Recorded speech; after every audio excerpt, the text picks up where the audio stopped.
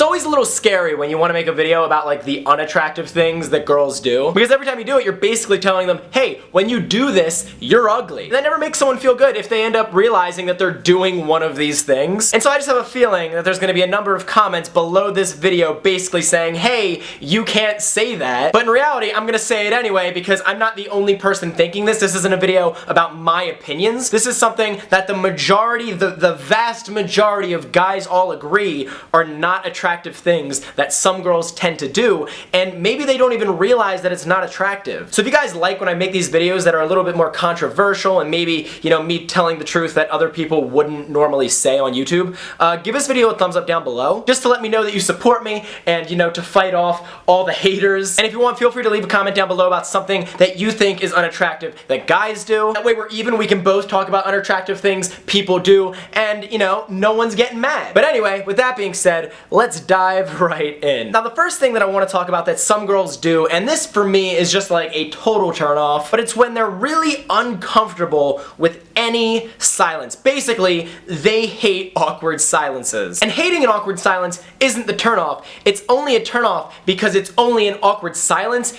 if you make it an awkward silence. If you don't make it awkward, if you're not uncomfortable, then guess what? It's just a normal silence. It could be a comfortable silence. It could be a moment for you and that other person to bond and connect and to realize, oh my god, I feel comfortable around this person even when it's silent. I don't have to fill every single second with conversation. And that actually makes me like someone more. That actually makes me more comfortable around them. But that's just a really common thing that I notice a lot of girls and even guys who I'm meeting for the first time all have in common when they're not comfortable with someone yet. And if you want to make someone comfortable with you, you have to just be comfortable with yourself. And those silences, if you can just sit in the silence and not feel awkward about it, and they don't feel awkward about it either, you're gonna get a lot closer to them a lot quicker by not doing anything. Now the next thing that I want to talk about, this one I need to go a little bit more in depth on, but it's when girls play hard to get. But the reason why it's not attractive isn't because they're playing hard to get, it's because they don't know how to play hard to get. Playing hard to get isn't about being mean to the person or being impossible to reach or ignoring their text messages. It's just about not being too easy. I can make an entire video about how to play hard to get. If you guys want me to do that, give this video a thumbs up or just leave a comment letting me know. But one of the keys to playing hard to get in a way that's actually attractive is simply by only meeting him where he's at. If a guy likes you and he's pursuing you and he's showing interest, he's messaging you first, he's inviting you out places, if you're just rejecting him and saying no, that's not you playing hard to get. That's called rejection. That's a completely different thing. But when you meet him where he's at, if he says, hey, we should do something, you should be like, yeah, let's do something. Some girls might take it a step further and be like, okay, hey, why don't we do this thing? And you're totally allowed to do that. But if you want to play hard to get, you go, yeah, I agree, we should hang out, but then the ball's back in his court and he's the one who has to decide what you guys are going to do. You're not going to do that. That's meeting him where he's at, agreeing with him that you guys should hang out and do stuff together. Not when he says, hey, let's do something, and you're like, I don't think so. I gotta admit, there is one story in particular that comes to my mind when I think of someone who plays hard to get. I won't bore you with the whole story in this video, maybe I'll make a separate video about it, but basically, it was a girl who I was talking to and we had a good relationship over text, and it was really nice, but the thing is, I invited her out to do stuff with like me and a group of friends, and she always seemed to either be too busy or for some reason or another, she was never able to hang out. And it was only once she realized that I was moving to Vegas, which by the way, I'm in Vegas now, that she was like, oh my god, yo, we have to hang out before you leave. And so what did I do in response? I played hard to get. I basically said, oh my god, yeah, we totally gotta hang out before I go. But I never pushed it further. I never made plans with her. I was gonna let her be the one to make the plans if she wanted. That is like how you're supposed to play hard to get. Now the third thing that a lot of girls tend to do, a lot of girls do this one, I don't like this one, but it's when they talk shit on other people who they know. More specifically, people who, like if you guys mutually dislike each other, that's one thing, but if this is someone who thinks that you're friends with them or they think you don't hate them, but then when they're not around you talk shit on them, that's just such a weird personality type. And I know so many girls and guys who do this, and I think they do it because they think it makes them look cool, like, oh, yeah, this person, yo, this thing is bad about them, which makes me cooler than them by comparison. Like, no, it just makes you look miserable and insecure. Like, why are you focusing on the negatives? Even if they're a completely terrible person, everything about them sucks, just don't talk about them, don't hang out with them. Like for me, I try and be a positive person, and when someone just brings that like really negative energy around me, I don't know, it's just something that I don't, it just repels me. Like if you want to be attractive, you gotta be a person who is a source of positive emotion. You know what's way more attractive? When a girl knows someone doesn't like them, and instead of them talking shit back on them, they actually choose to see like the one glimmer of positivity, the one good trait in that person. I'm like, wow, that person is incredible. That person doesn't like them, and they're not even fazed by it. They don't even care. They still see the positive in them.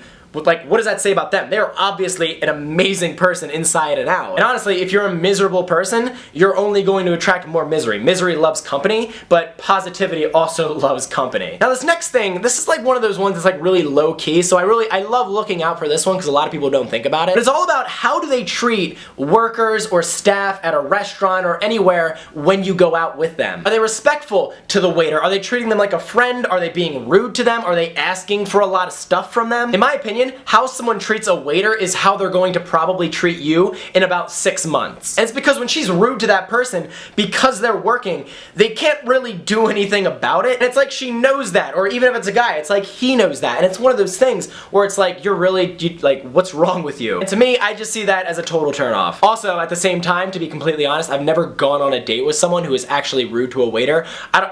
Maybe that's just me, but if I ever did, I know for a fact it would be a very big turnoff. And the last thing that I want to talk about, I saved the best one for last, but it's when a girl just expects you to get her a lot of things, but doesn't give any kind of value in return. I've had a couple friends, they were in a relationship with a girl, and the girl would just expect them to buy them things on like every single holiday because they were dating. Again, I've actually never had to deal with this problem, but I know for a fact, if I dated a girl who was like this, that would be a turnoff for me. That would be like a really concerning one, like one where I'm like, I don't know if I can see a long-term future with you. But it's like, what does it say about someone when they just expect free stuff just because? It means I gotta date someone rich because my broke ass can't afford that. Like, I have an endless supply of really bad jokes and half-decent hugs. That's what I can pay you in. But other than that, I don't really have much shit going for me. I don't know. Like, I don't know, call me cheap, but I would just rather date a girl who would appreciate a single rose as much as she would appreciate a dozen roses. It's almost like in that case, I would want to buy the girl a dozen roses just because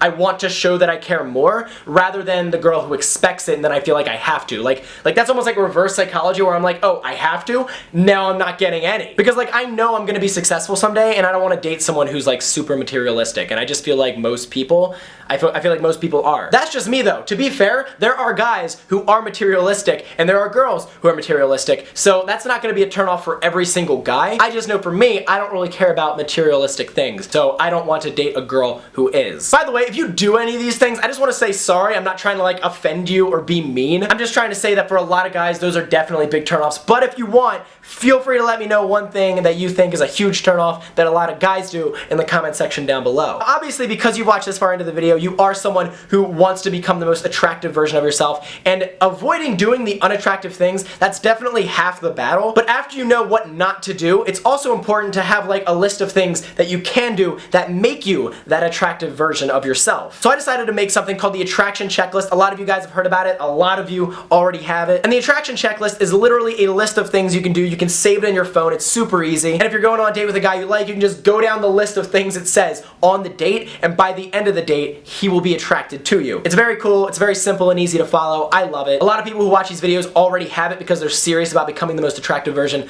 of themselves. And I just want to say thank you to everyone who has gotten it, because you guys are the reason I'm still able to make these videos for free and I have the time to do it, because otherwise I would have to get a job and then I wouldn't be able to make these videos anymore. So if that sounds like something that you're interested in getting, there's going to be a special link in the description down below where you can get the attraction checklist. You can also enroll in Attract Academy there if you're interested in that as well. Attract Academy though, that's for people who want to like actually transform themselves in 100 days or less, basically just improving 1% every single day. But you can get more information on that page, so if you guys want to check that out, I really appreciate it. But guys, if this is your first time ever watching one of my videos and you don't hate my face, feel free to subscribe because we make videos like this every single week. And guys, that's really all I've got to say on it, so thanks for watching, and I'll see you guys next week.